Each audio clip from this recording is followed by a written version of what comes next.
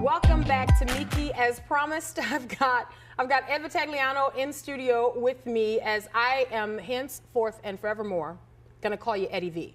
Because I feel Eddie like, V. well, especially when we're doing this kind of segment, because I want you to loosen up. You're Director of Research for American Family Association.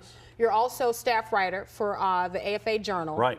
But when we sit at this table, I'm Eddie V. You're Eddie V, because what we're doing is we're taking a look at some headlines that have grabbed my attention. Okay. So from time to time, Ed, when I'm working on the show, you know, we are inundated with all sorts of things on the internet. You know that you ever do that? You're looking for something, and then maybe you're on something like Yahoo search engine, but one of the day's stories just grabs your attention, and you go. And then I wind up on YouTube looking at reruns of Andy Griffith. That's what usually happens. Yeah, exactly. That's usually how my progression works too, Andy Griffith. So that happens to me though. Yeah. You know, I come across these stories, and so I decided that I'm going to start filing these stories in a folder called "No, This Is Real." Because those kind of stories. Yeah, all because right. some of this stuff is a little bit unbelievable, and I don't know exactly how it works in normal life. But I thought if I had someone I could just discuss this with, wouldn't that be great? And so you thought of Eddie V. I thought of Eddie V, and I thought, you know what, Eddie V's got to come. So you thought the stories that are whacked out, you thought, and that nobody would believe, you're going to have me on today. Right. Well, no, these are, and here's the thing. They're real stories. They're true. Okay. But they're just a little bit. They beg for a little bit of comic relief. Some of them. And then just fleshing them out. Like, what do you think about this? They're not, you know, always going to be funny. Most of them are. But let me just go to the lead story. So I came across this headline. And I have no idea what you're going to say. I have no, no you idea don't. what these No, stories and are. on purpose. Okay. I wanted you to be ill-prepared. well, I am. Okay, well, here we go. Here we go. Okay, so here's the headline. A 22-year-old South African college student has invented something that is called the waterless shower. The waterless shower. And so I read the headline, 22-year-old guy by the name of Ludwig Marshane, and he's come Leave it up to with, a Ludwig. Yeah. That's all I can say. And by the way, if I could just say, he's a male that has invented the waterless shower. So here it is, and let me just describe this to you, Ed, and then we're gonna go. All right. Okay. All right. It's called a bath substituting gel. Gel. And it features germicides, biocides, moisturizers, because you got to have moisturizers, right? Yeah, the natural emollients. Yeah, I don't know what those are, but I have them in my shampoo. But you need water for that. See, bioflavonoids, which when rubbed on your skin are said to kill germs and, most importantly, eliminate odor. So now, we are both germ phobes, Ed. People don't know this. You and I, this is something that we connect over. That's Hand washing and... I would not even drink out of your cup. No, and neither would I yours. Well, there we go. That's right. And in fact... But some gel and flavonoids a little bit later, maybe. Might clean it up. So here is my question. Do we like waterless showers? How do we feel about this, Eddie V? I personally can understand why a man would create this. As could I. But I have to say, personally, I've got to have the water. I've got to be sure.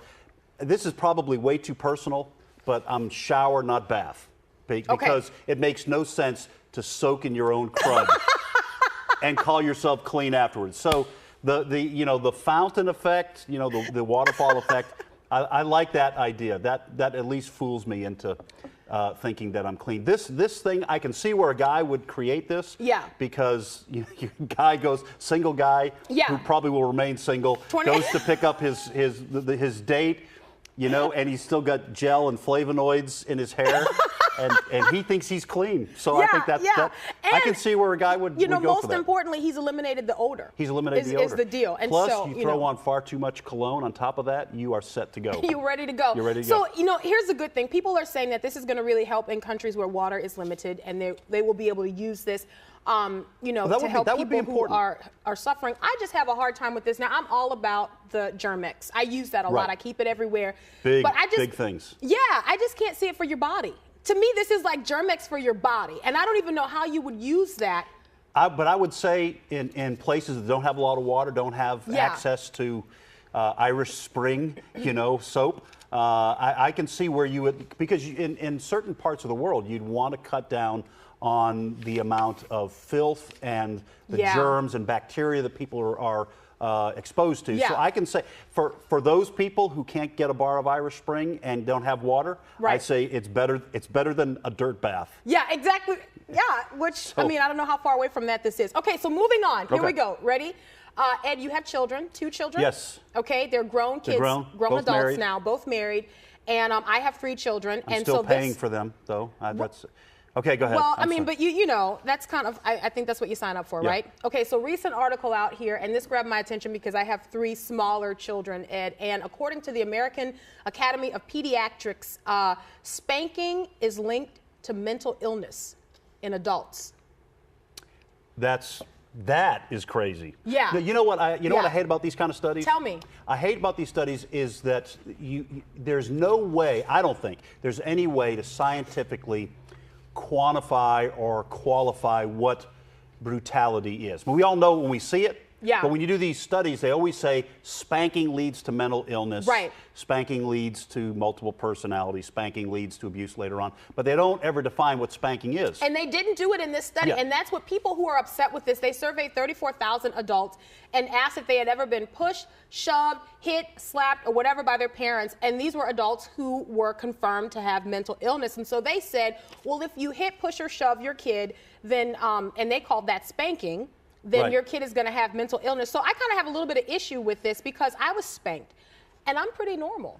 Yeah, in fact, we didn't have to spank our kids. I need you to confirm that, and I need you to say, yeah, Meeke, you are pretty normal. And I would also add to this story that if you're interviewing people who have, yes, you're normal. Thank you. If you have people who are, this is going to sound insulting, but if people are already confirmed to have mental illness, how do you know that they are reflecting the reality of their childhood correctly? Excellent. You know, they already have some issues, perhaps they're not that's it's not a curse or anything. No, right. They need to get help. But I always knew I got spanked with the belt once or twice growing up. It was like nuclear weapons. I always knew my dad had it. Right. And so I never got close to the line. And we never hit our kids in anger. Right. Or slapped and pushed them around. There was a right and a wrong way. There was a right and wrong way to do that. And I don't think studies like this reflect that. Yeah, I agree with you. Okay, final story. This one is my favorite. So Ed Vitagliano, go with me now. You walk up to your bank, and in your bank account, you've got $300. Okay, so you go to withdraw. Sounds about right. You go to withdraw some money, but you keep withdrawing money, and before you know it, from your account that originally had $300 in it, you withdraw $1.5 million. Okay, I like this story. I really am with you. Okay, and so this is what happened to one man in Detroit. He was with Bank of America. There was a transition in the bank, and he goes up to his bank, his ATM. He wants to withdraw money. Turns out he's only got $300 in the account, but he gets out like $300,000 from like one visit, one trip to his ATM. Okay, there's a glitch as the bank is changing over. He's going to jail. And so, 15 years is what they're planning to give him. But here is the thing that really grabbed my attention.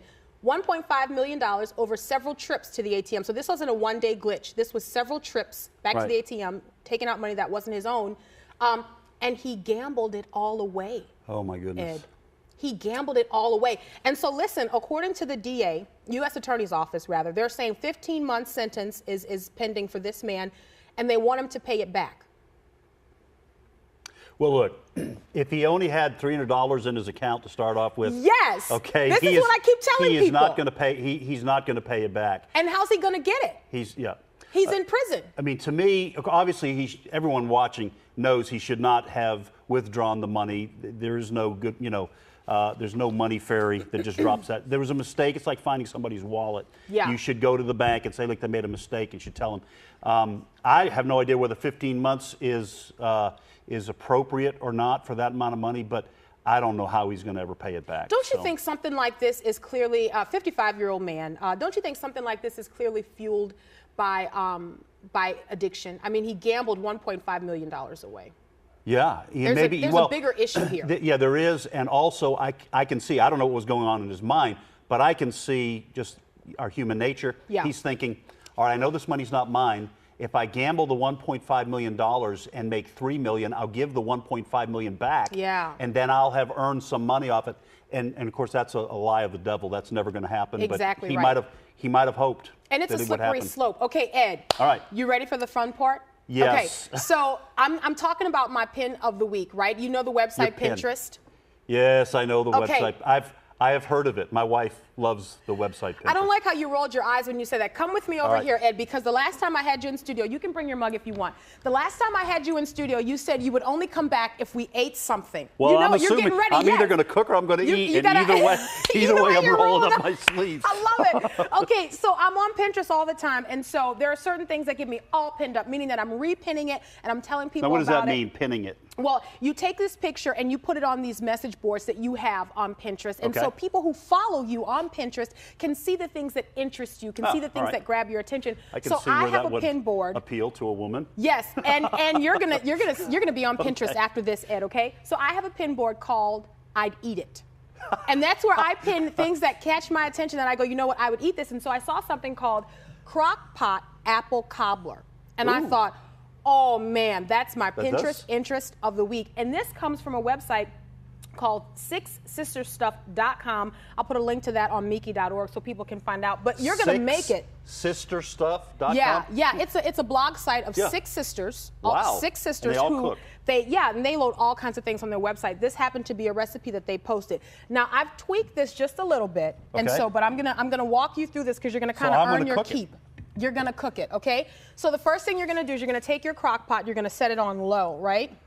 Well, and then am I gonna set it on low, or are you gonna? Go ahead. You Or are you gonna do set it on low? You want to feel like you did something. Then what you're gonna do, Ed, is you're gonna spray the pan. Okay, here you go. You're gonna take your. Now here's the deal. This is not spray Pam, okay? Because not everyone uses spray Pam because sometimes the store brands are less expensive. So I call this spray Letitia.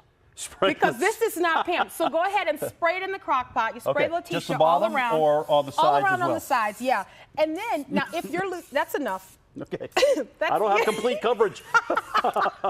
This is why you're not on Pinterest. Okay. So once you do that, then what you need, now if you were using a circular crock pot, you would only use 20 ounces of canned apple pie filling. But because we're using an oblong crock pot, Ed, we're going to use about 40 ounces, which is about 2 cans. I should have paid more attention in okay. grammar school. It's okay. I've got oblong, it all pre-measured for you. Okay. Yeah, oblong. And so most people will have these at home, and you just go ahead and pour that on the bottom. Wow, this is really. I'm glad I went to college. Isn't that good? Go ahead, get it all in there and spread it out, Ed. All right. Come on, make everyone proud. This is not very difficult. It's not difficult. It's not difficult at all. But you know what? You take this to your church function, and everyone's going to think you slaved. It's not making it to the church function. I love the smell of apples like this. So good. This is good stuff. And then you take a box of yellow cake mix and you just sprinkle it on the top. Just sprinkle it or dump the whole thing? Top. Sprinkle it. Sprinkle the whole bag? evenly, the whole bag, yeah. Okay. But sprinkling motions. Right, because there's not going to be any way to move this around. Out. Yeah, it's going to, once it sets, it's going to set, okay? All right. So get that all around in there, nice thick layer. And even if you have to double your apples for this, which you'll have to do if you have an oblong, you don't have to double the cake mix, okay? So you just use one of those. Can I just, go ahead. Yeah, I like that you're paying attention to that, Ed. That's good. Okay, good. So you do that. And then one of my favorite parts is you're going to layer some butter on the top, okay? And the butter is what's going to, I'm going to help you with this. Yeah, the butter I'll hold the plate because I don't think I could layer this. Yeah, the butter is what's going to help give you a little bit of a crust on the top. And a heart attack in 5 years. Don't think about that. If you eat it at a church function, the calories don't count. Okay, so we're just going to lay this on top, right? All right. You've given up on the knife. You see, and you've given up on me. Yeah, we got to give me the plate, Ed. We got to get this all in here, Ed. Okay, so there you go. If you're doing this at home, you're going to take your time, okay, right? And so then you let your crock pot sit on low and you're going to cover that. Okay. Can I handle this? Yeah, I think you got that. And so you let your crock pot, this is going to be on low for about 4.5, 5 hours on low. If you put it on high, it's going to burn. I hope you have some more stories because we've got a lot of ground to cover. 4.5 hours. I care about you so much, Ed. This has been cooking. Okay. And my goodness. What are the green beans doing in there? Ed, this Those mushrooms? Oh my goodness. Okay, wow, that smells good. Now you're gonna get to sample this, okay? Okay. And so you're Italian. right? Yes, so they tell me. And won't let me forget. Yeah, so I don't have any. What do you call your ice cream in Italy? Ice cream. Gelato or something? Oh, gelato, yeah. And I don't have any of that. Certain kinds like spumoni and the. Yeah. I think gelato is just a general, what do you guys like call, frozen treat. What do you call Bluebell in Italy? A Bluebell. That's what I got. It's a Bluebell. Eat some Bluebell. So here we go. Just as a little surprise for you, ice cream. I've got some ice cream to go on top of this. And so, oh no, we're gonna. Okay.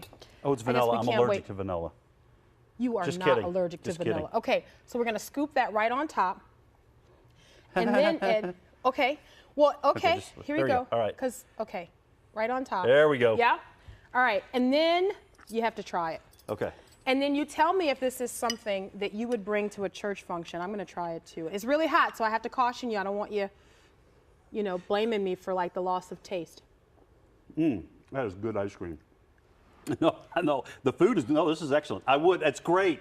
I love it. I'm putting it on my Pinterest And you don't even have a Pinterest account. I can't even believe. I can't even keep up with Isn't this Facebook. delicious? Okay. No, here's this is the deal. excellent. Oh my goodness. Good. And you don't even have to do any work to it. I didn't have to do any work on this one. You did most of it. Exactly right. You saw how easy that was. So here's the deal. If you want to get this recipe, you can go to meeke.org, and I'll have a link posted there. But you can also follow me on Pinterest so that you can know what my Pinterest interest of the week is.